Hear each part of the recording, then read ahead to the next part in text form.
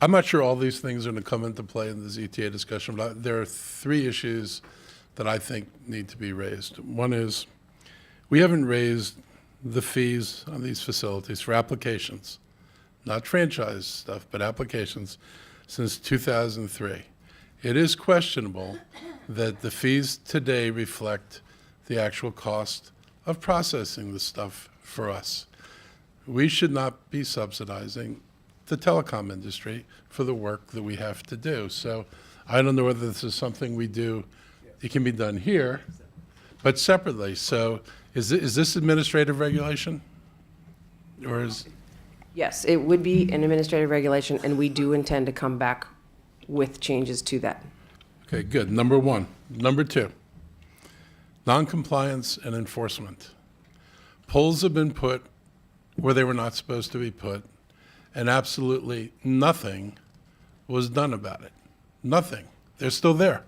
I get pictures from people showing me, here's the application, here's the poll's still here. So this process needs to be changed, and I understand that's also. Yep. So how fast we can come back with regulations? We're working on executive regulations right now, and DTS believes that we can come back by the end of June with new executive regulations. Good. Fees for use of right-of-way.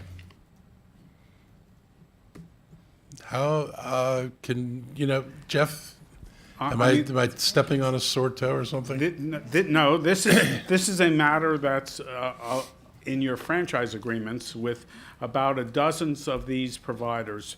Two of those providers indicate that they're not just ground cable, but do things on poles.